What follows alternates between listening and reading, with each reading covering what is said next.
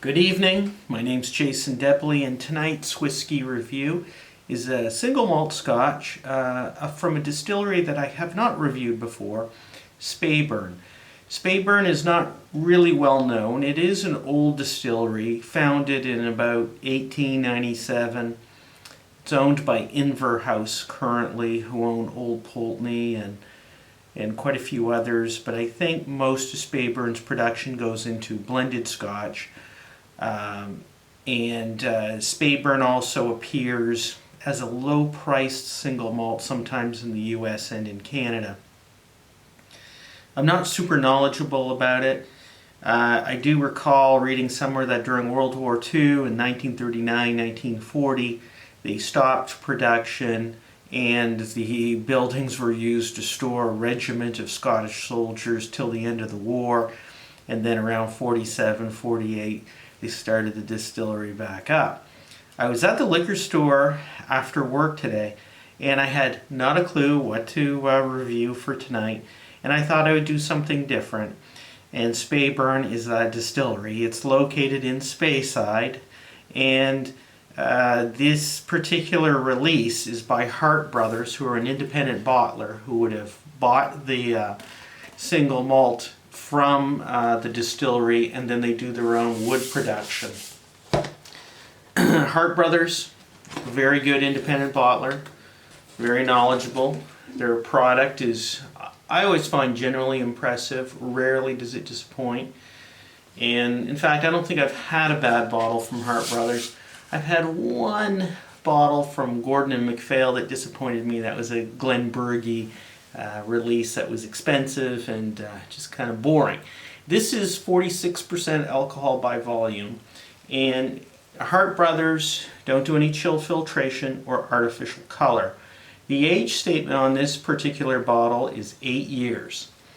So, but you know what? I'm confident. If Hart Brothers say this is ready to bottle at 8 years, then I have a lot of respect for them and defer to them, and so far they've never been wrong with what I've experienced.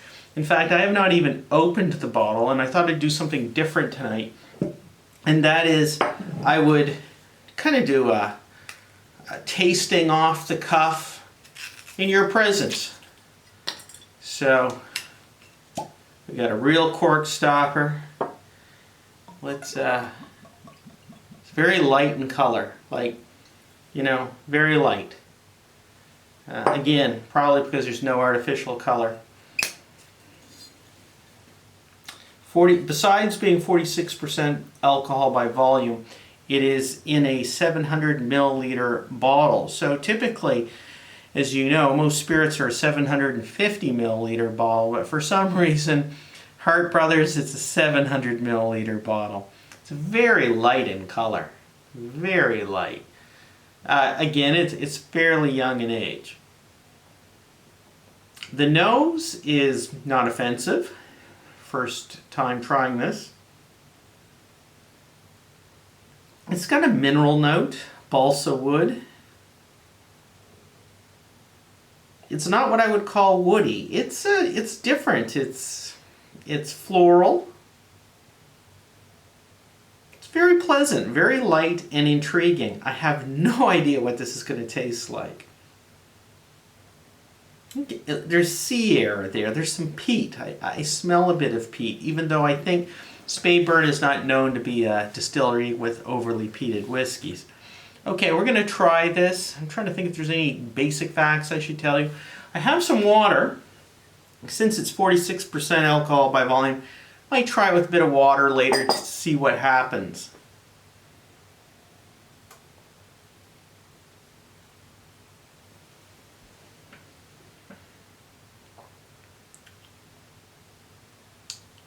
Classic Speyside notes: honey, tangy orange rind, marmalade, some oak, and then after you swallow it, some good smoke. Like, it's not peated, but there is some peat element to this whiskey, and smoke notes.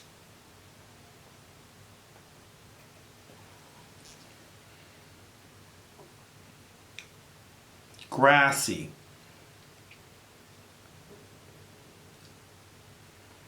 The finish is creamy,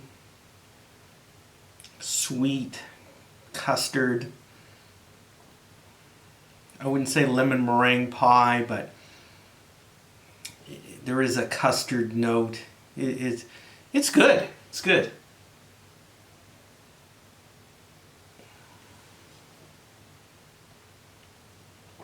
Yeah, it's good. I like it. It's different. I'm a big fan of independent bottlers, as you know if you ever watch this channel. And this does not disappoint. The price point was not horrible. The only problem with Hart Brothers is distribution. I live in Canada and New Brunswick, north of Maine, and we get a lot of Hart Brothers. We have an established relationship and market with them. I've met one of the brothers, I think it was Alistair, years ago, when he did a master class, and I attended and got to talk to him. But Hart Brothers have always had a really kind of a good market in New Brunswick. They've sold a lot of their bottles. And he was telling me the other big market for them is Japan. In fact, before they went to Japan to sell their wares and make presentations, the Japanese whiskey public already were familiar with the brand, because apparently there was a entrepreneur from Japan who was buying Hart Brothers whiskey in Scotland and exporting it himself to Japan and then selling it wholesale at really high prices. This is a high quality single malt for an 8-year age statement. In Canada, I paid, I think, $84, $85. I'm happy with paying that.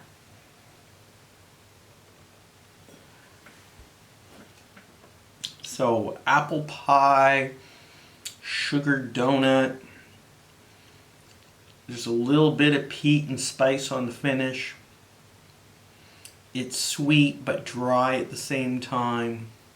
Kind of got a Chardonnay champagne thing going on. It's good. And another thing I like about independent bottlers, they tend to be unique. You know, they'll put this bottle out and then they'll never do another one. Another one by Speyburn, maybe for 5 or 6 years or 10 years or more, because it all depends on the deal they negotiate with the distillery. We can try it with a little bit of water. In this one, really, neat is fine. I don't feel any great urge to add water. I'm just going to put a little water in it because I don't have a lot of whiskey in there.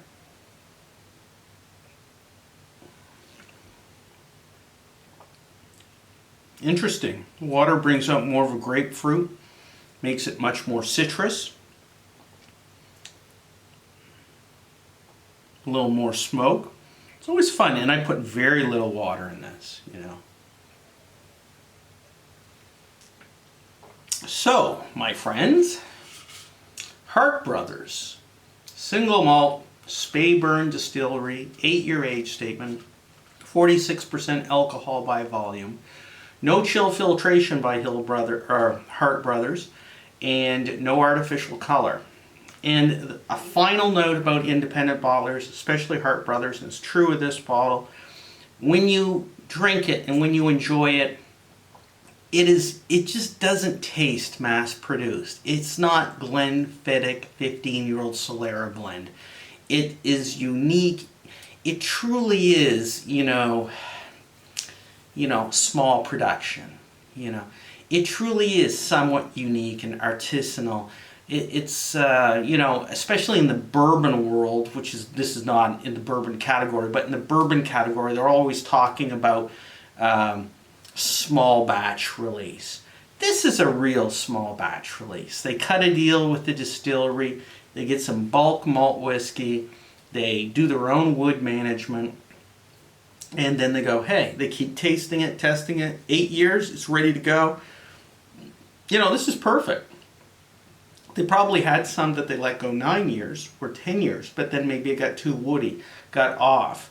But this is, what is it like? It's, just to give you a flavor reference profile, Glenmorangie Original, 10-year-old, Glenmorangie Nectar d'Or, it falls into that category of a light floral, honey, apple pie, apple strudel, sugar cookie style of whiskey. This is not sherry heavy. This is not peated or smoked. It's a good gateway whiskey for somebody who's new to it. Thank you for tuning in, and hope to see you next time.